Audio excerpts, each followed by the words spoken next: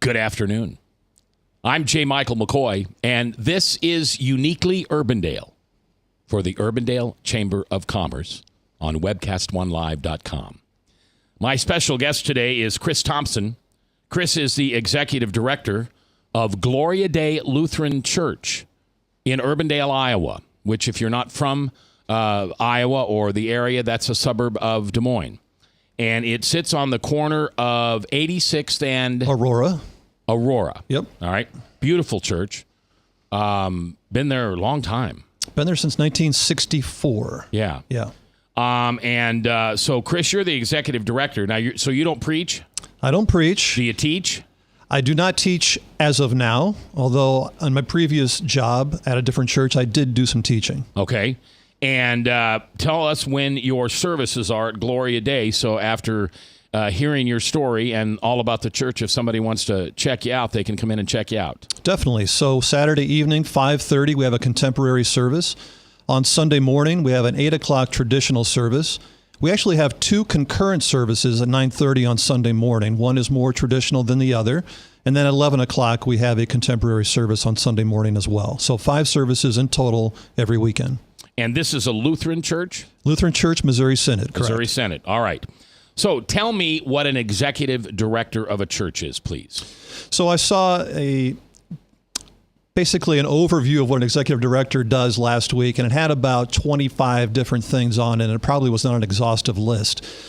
I would say in sum total, I am in charge of everything that the pastors are not. So I oversee everything from facility to insurance to budget to staffing, and I do human resources as well. So there's just a lot of different pieces moving all the time that I'm responsible for. How many people do you have in your department? So we have 25 full-time equivalent employees. Overall, though, we have closer to 40 if you include nursery workers, musicians, and staffing like that. Okay.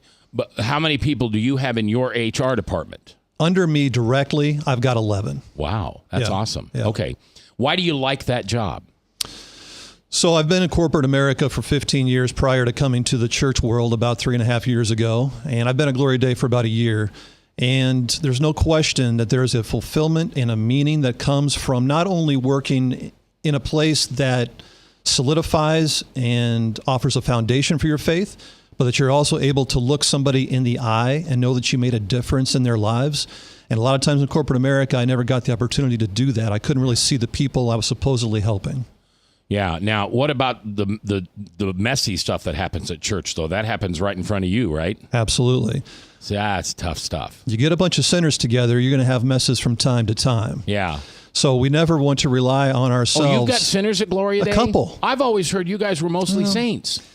No, we're only saints because of the redeeming work of Jesus Christ, brother. And so I'm just kidding. I know you are, and I got to get my gospel plug in there. So we have what we have is a very forgiving and helpful community of believers. I prefer to use the term community of believers rather than just church, because church is a building to me. It's not what we are as the bride of Christ. So as a community of believers, we're all there to support each other, encourage each other, pray for one another, and that can come across in a variety of ways. All right. Now, would you say that Gloria Day is a cruise ship or a fighter ship?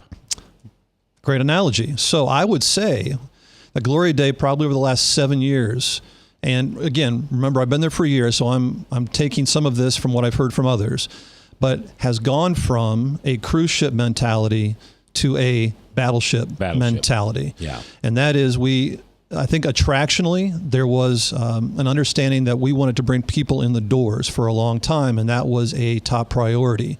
I think that has been shifting for many years now to, okay, what is it exactly God is asking us to do, not just within our own circle, but out in our community. And so when you go out in your community, you know you're going to face battles because the culture is not going the same way that the church is going.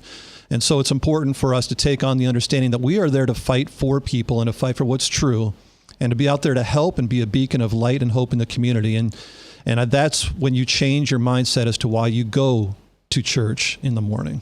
Now, a lot of times I'll ask someone associated with a church if it's an issues church or a missions church. Yeah. Is that a fair question? I think so, but I think they can overlap, certainly. So issues, for instance, there's issues maybe like sex trafficking, and in the missional part of that, we can reach out and help places in the community that are addressing that issue. But overall, we are mission-oriented in terms of we are interested in meeting people where they are at. This is something that Jesus did. He met you where you were at, and I think I know your story just a little bit now, and he met you where you were at, but he didn't leave you there. He didn't. And so our goal is not to leave people where we find them, but to help them both in terms of their essential needs, as well as hopefully taking them a step closer to Jesus. That's awesome. Yeah. That's awesome. It's a good thing. Seeker or evangelical? Yeah. So I think, again, probably getting away from the seeker model, that attractional type model, more toward evangelical. We're more into making disciples, teaching people how to live out their faith in practical ways day by day. We're not so interested in filling an entire sermon with theology, although you bet it will be there because we want our theology to be accurate and in line with the Word of God.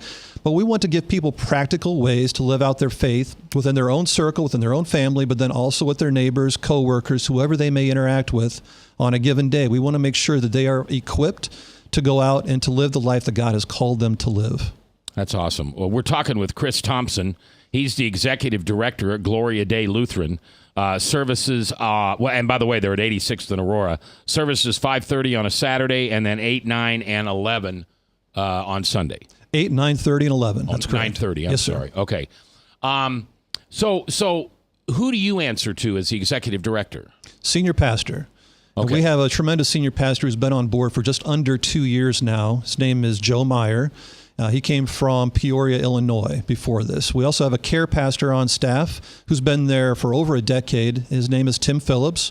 And we're actually in the process right now of calling a third pastor who's going to be in charge of millennials and youth. And so we're very excited about that.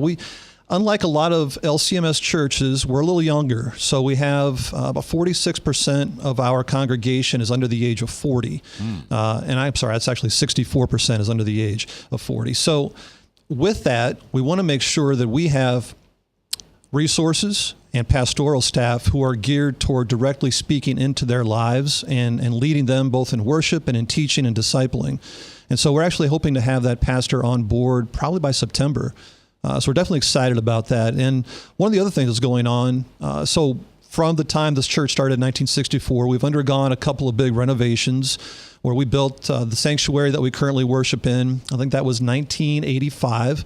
And then we added the Family Life Center, which is type of a kind of a gym, but it's also holds some of our contemporary worship, such as the Saturday evening one. We added that in 1999. Currently, we are renovating the sanctuary. So the carpeting that's been in there for 30 years and hasn't been touched, we're kind of getting rid of the old red carpet and bringing in something a little more modern. We've got new paint, new drywall, new stereo system, and new pew pads as well. So what we're trying to do is we're not doing this just for ourselves. We're doing this to update our facilities in the hopes that when people come in, they see that we are modern, that there's vitality going on, that this is an active congregation that is growing. And we hope that, there is some attractional methodology to that, but when they get in, we're not just there counting numbers in the seats and congratulating ourselves. We're there to draw them closer to the Lord and Savior Jesus.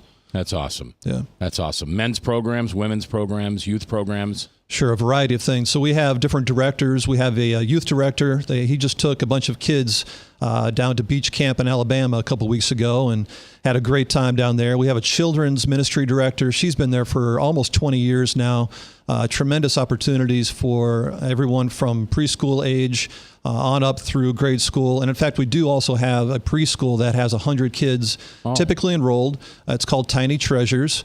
And it's a tremendous outreach into the community. You know, one of the ways that you can always check yourself as a church is to say, if we were gone tomorrow, would the community miss us? And there's no question that with our preschool, I would say is one of our primary missional outreaches, because you have a lot of those kids going home and telling their parents about they learned about Jesus.